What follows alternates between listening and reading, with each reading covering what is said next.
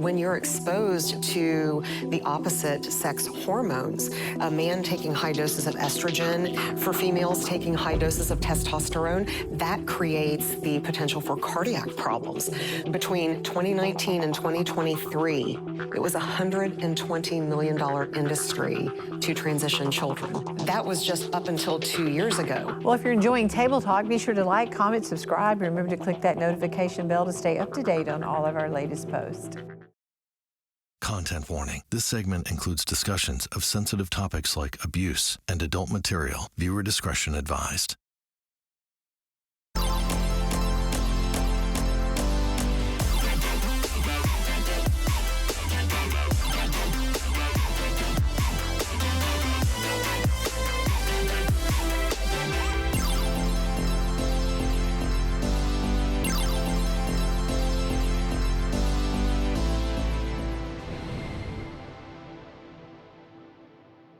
Well, you know, as the world blurs the lines between good and evil, God is calling believers to stand firm in his truth. And today's guest reveals why she has chosen to expose the true risk of transitional surgeries and the danger of uninformed medical consent. But before we get to that, joining me around the table is April Simons. This is a heavy subject, but it's important that we talk about this. And I mean, this may be a subject that's not appropriate for small children to watch. Yeah. But a lot of people don't even understand what happens when somebody, say, is born a male and wants to get the surgery to become a female. They don't understand the complexities or how dangerous that is. And I myself will learn a lot here because we don't talk about it. And so it's great we're getting this information today. Yep, Kendra, welcome. Oh, yeah. I just think about, you know, I got an email the other day from my 13-year-old. They're going to talk about sex and education and abstinence and all of that. And do they want to do that at school, or would we rather do that? Well, obviously we wanted to do that. But my point to that is saying they're so young. They don't understand what's happening. They're still learning their body. They're still figuring things out. And today, younger and younger children are making this decision with the help of adults. Or doctors are making, or parents making the decision. Yeah, we're going to talk about that, and we have a professional to talk about it. Rachel, I think that's important.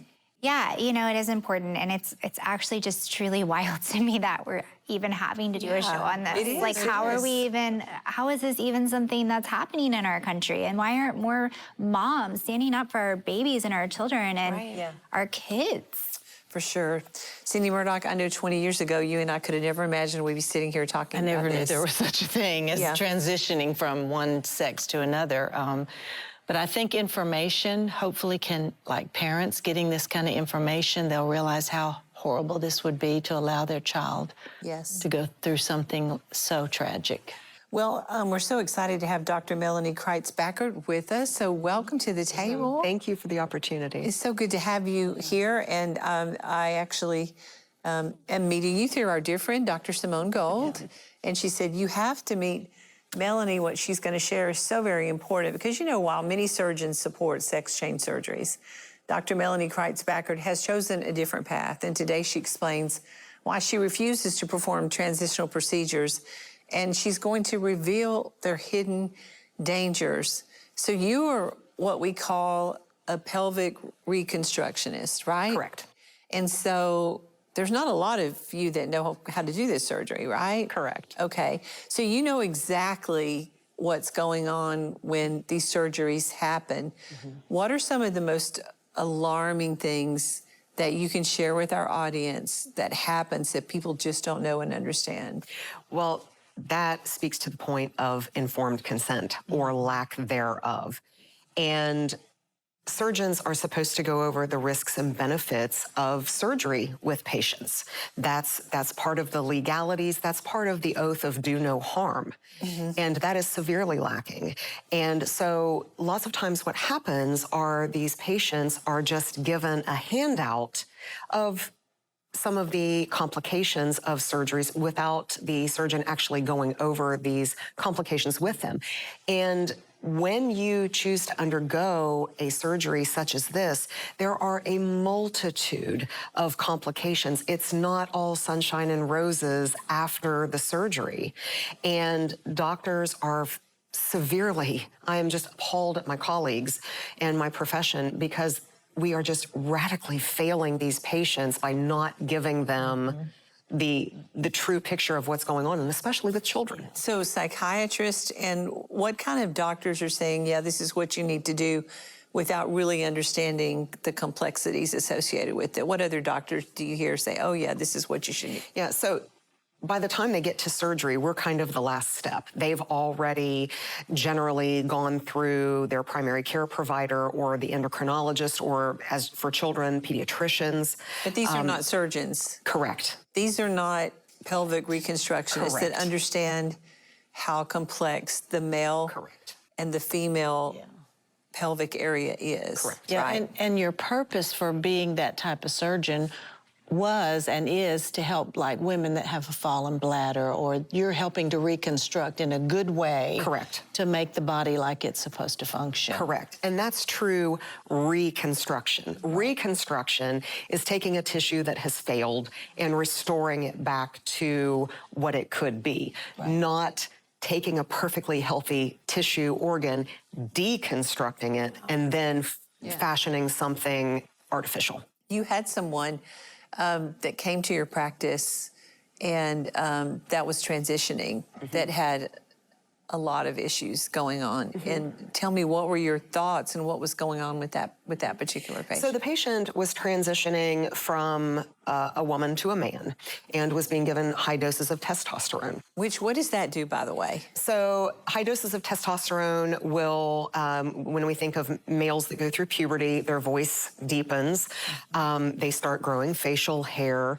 Of course, the genitals start enlarging and maturing, as they should. The same thing was happening with this woman who was transitioning to a man. Voice was very deep. Facial hair was very apparent. Muscle mass increases, and notably for women transitioning to male, the clitoris will enlarge. And that's what high doses of testosterone do to women. Yeah. And so she came to you, because I'm sorry, I would always call you what you're born. Okay? Yes, correct. Your biological sex. So correct. she came to you, and she was having what kind of issue? Was referred to me for chronic pelvic pain. So chronic pelvic pain. Mm-hmm. Correct. And so you begin to look at her case and you figured out. I went through all of the normal questioning and what's going on, and then we finally get to the point of when is this happening? Well, it's happening as soon as she awakens in the morning, and it lasts for a couple of hours, and then it goes away. And actually what was happening was a normal physiological process that happens to men in the mornings in the case of morning erections. And what was so appalling to me about this is I had to explain, this is what's happening to the patient. This was an adult patient, and this information was not given to the patient. It was not explained that these sorts of things would start happening. Your body would start producing sensations and things as men would experience. They understand, they think of the facial hair and the voice deepening. That's the most common that they expect. But the patient was not expecting this sort of thing. Right. Yeah. And it's painful, and pain. it was painful to the patient until the patient understood what was going on. Once that happened, and we discussed that this is what is supposed to happen to a man. The patient, understood and had more information to be able to process what was happening, new things that were happening to the body. But this was an adult patient. That's what's so appalling to me is— So you think about the children. The children. Like, how do you explain this to a kid? How young are they transitioning children that you hear about? Oh my goodness. Anywhere from 5, 6, 7 years old. All a child has to do is say, well, I think I feel like a boy, or have no idea the pain that they're about to endure. Correct. Like, let's just forget about the surgery for a minute. Like women having their breasts cut off, or men that are transitioning to women having body parts cut off. the hormones themselves, it's so contrary to the way God created us. Absolutely. So what does it do, I mean, long term for a man to take female hormones at big doses and for women to take male hormones at big doses long term, because you can never stop that. But what does that do to the body? I mean, you as a surgeon understanding that. So things surgically, speaking non-surgically, when you're exposed to the opposite sex hormones, a man taking high doses of estrogen, they are at risk for cardiac disease. They're at risk for osteoporosis. We've seen increased dementia. For females taking high doses of testosterone, there's a reason why when we supplement testosterone for men having low testosterone, that we monitor their blood work, because that creates the potential for cardiac problems. So for females exposed to high doses of testosterone, same sorts of things: stroke, heart disease, blood clots. Not to mention mentally. Yeah. Correct. Like, to me, that is probably the most important component that we could talk about, because it's what's going on up here and the deception involved with it. Correct. That is so sad, because now we're seeing scores of young people that had the surgery, 9, 10, 11, and they get into their teen years or early 20s, and they look at the doctor and say, why did you allow this? And I want to go back. And you can't go back. You can't. You can restore to a certain extent, but you can never restore tissue. Once that healthy tissue has been deconstructed and then refashioned, you can deconstruct it again and refashion what was supposed to have been there, but it will never function normally, with complications of things such as fistulas and horrendous scar tissue, nerve damage.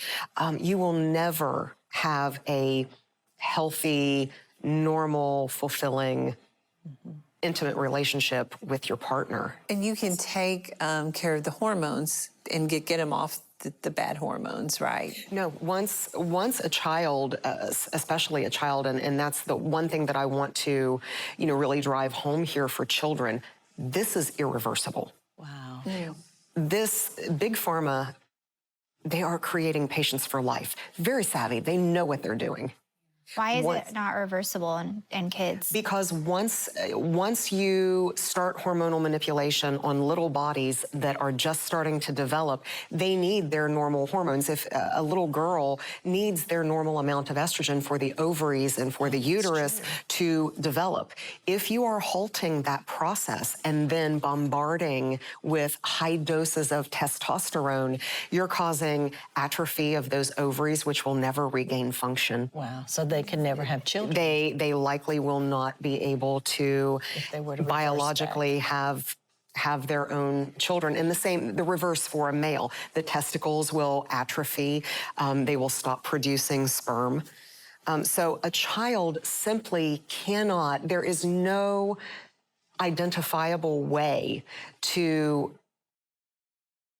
hit home, and drive home to these children, because they're not old enough. They don't have the life experience. They don't have wisdom to know what these decisions are that they're making and the ramifications in their adult life. And that's what's so alarming and appalling to me with my profession, and how my profession has failed the population. Have you received a lot of pushback for your bold stance, especially I'm being not popular in the North, where so much of this is, very, promoted? Yeah, I am not popular among those. Your voice, circles. You are championing these children and these teenagers, and your voice, you want to speak out because you genuinely want to see people healed. And you don't want to see the destruction that you've seen as a result of this. I think it's really important. I'm interested to know, since you said they don't give the side effects of what the surgeries do the parents, are they informed of the side effects, the long-term side effects for these kids? Everything is glossed over. I will tell you, generally, the parents are so far gone And they are so entrenched in thinking that they're doing the proper thing for their children, whether that is the influence of the school system or whether that's the influence of a therapist. The parents are generally so entrenched that they don't understand. They just think that they are doing what's best for their children. My brother's a surgeon, and I know you have to give, just like you said, you have to give, this is what could happen. And I'm shocked that they're just not giving it. It's just crazy. Yeah. So how many stories are you hearing where people go and they have the surgery, and then they come back and they're having complications, and now they're looking at a lifelong of treatments, of trying to deal with complications from having this surgery and what their life looks like now? There are a large number, and in fact, there's a law firm actually locally here in Dallas, Campbell, Miller and Payne, and they are a group of God-fearing men who basically left their corporate jobs because they felt led by the Holy Spirit, and this is all that they do. Wow. They are covered up in litigation. In fact, I have spoken with them extensively to potentially be an expert witness for them because surgeons aren't speaking out, but they are covered up in litigation for detransitioners. That's all they do. So kids are rising up and saying, why didn't you tell me? Correct. That this would change my life forever. Correct. Yeah.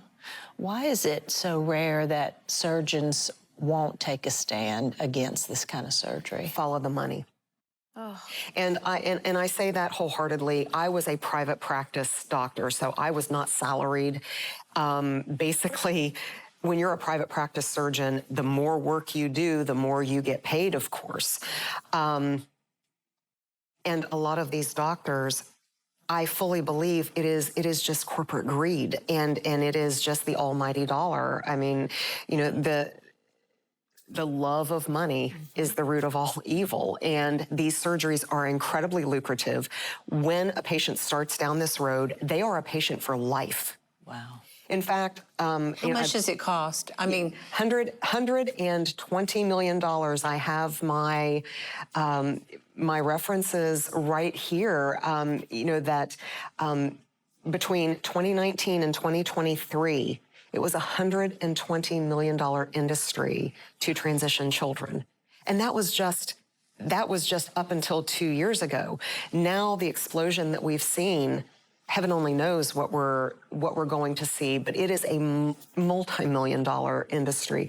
As I said, the surgeries are incredibly lucrative. In fact, the director of the department at Vanderbilt University was caught on camera talking about how much money the transgender program at Vanderbilt University was garnering from these surgeries. Wow, wow. Well, I think we have a video of Chloe Cole, who actually went through the transition process and now is coming out saying it was the biggest mistake of her life. Let's listen to what she has to say. My name is Chloe Cole, and I am a detransitioner. At the age of 12, I began to experience what my medical team would later diagnose as gender dysphoria. The gender specialist I was taken to see told my parents that I needed to be put on puberty-blocking drugs right away. They asked my parents a simple question: would you rather have a dead daughter or a living transgender son? I was fast-tracked onto puberty blockers and then testosterone. The resulting menopausal-like hot flashes made focusing on school impossible. I still get joint pains and weird pops in my back, but they were far worse when I was on the blockers. I had a double mastectomy at 15. After my breasts were taken away from me, the tissue was incinerated. The drugs and surgeries changed my body, but they did not and could not change the basic reality that I am and forever will be a female. However, at 16, after my surgery, I did become suicidal. I'm doing better now, but my parents almost got the dead daughter promised to them by my doctors.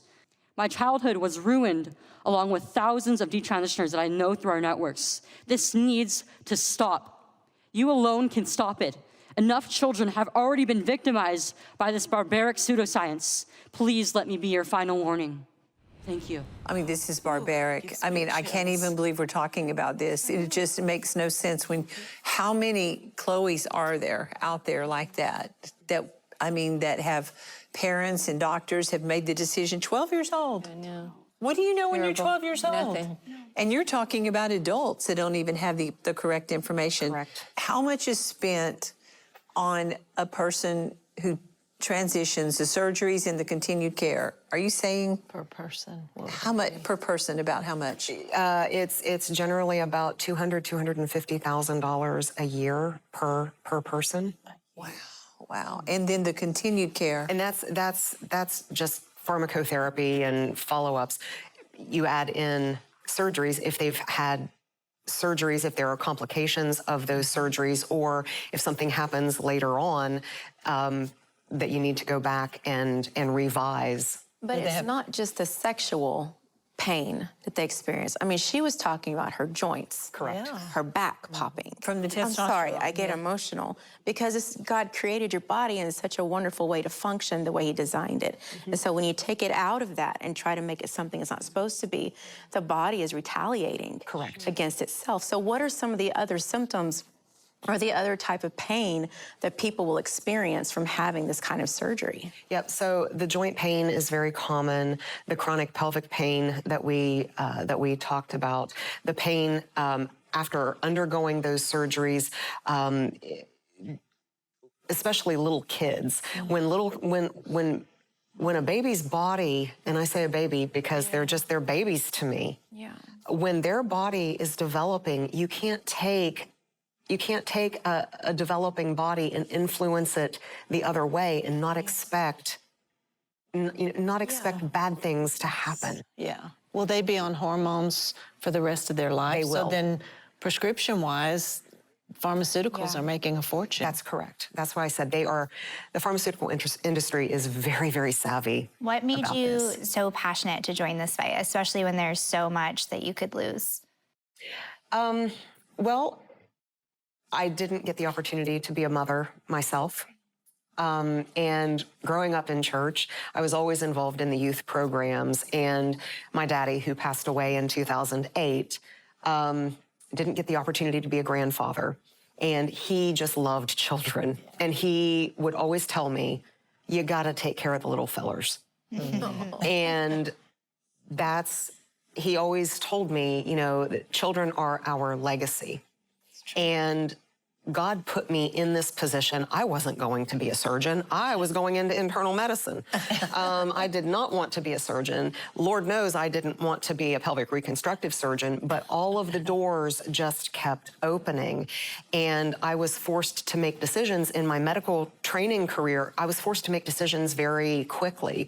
And when I was approached about doing a pelvic reconstructive fellowship, my husband, who I was dating at the time, and who has put up with more, God love him, has put up with more headaches with my career than he deserves. But he said, you know what, if there's ever going to be a doubt in your mind and you're ever going to wonder what might have been, I want you to do this fellowship, even though it meant 2 more years apart in a long-distance relationship. So I went ahead and did the fellowship. Well, now I understand why I was meant to be here. It was to take care of the little fellers. Yeah. And it was because I'm not going to have a biological legacy. I want to be known as the mother of America's children. That's so good. That's so good. So gender dysphoria, that's a condition psychologically.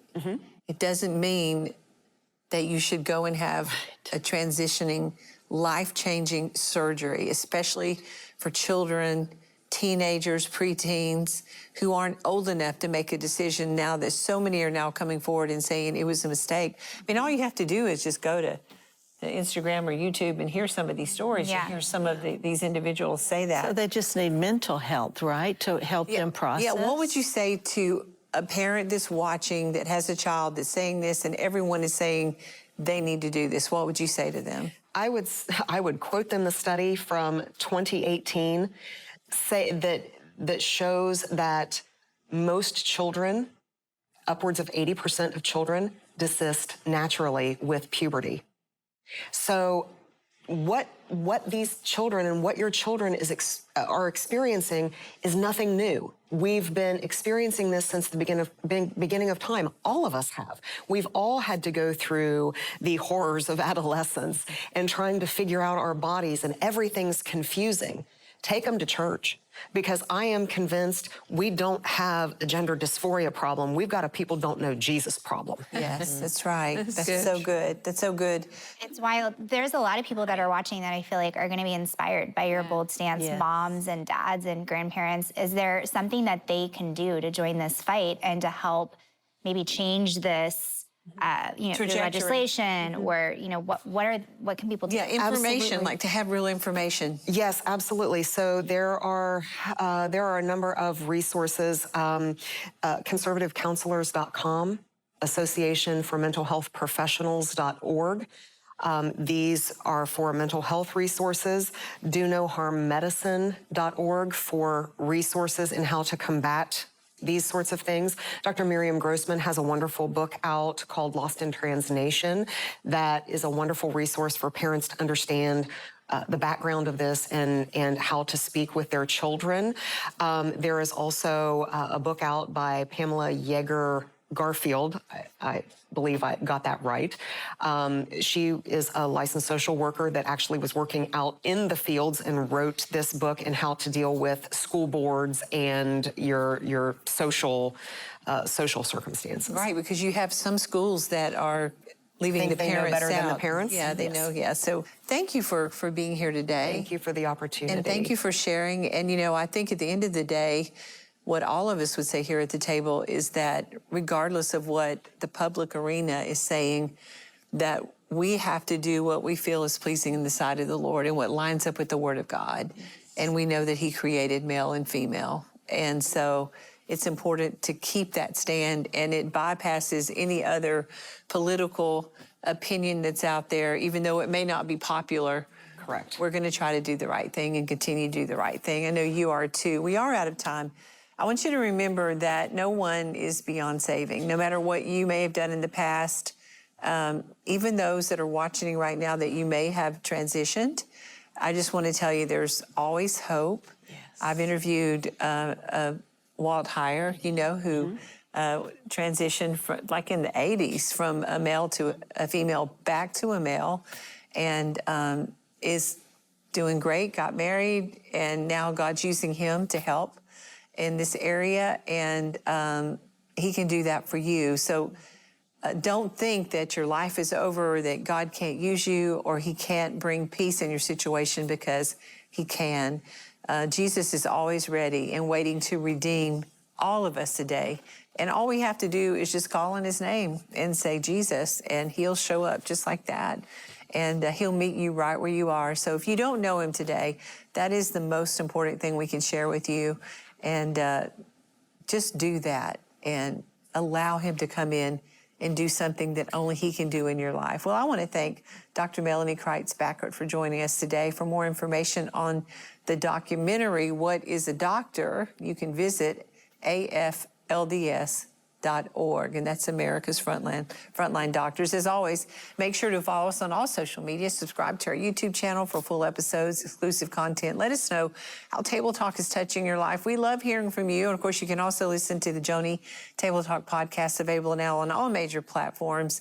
I know this has been it's a heavy topic, but I'm just telling you, these are topics that the church needs to address. And we need to talk about what's going on, what's happening, and how we are damaging our young people, our children.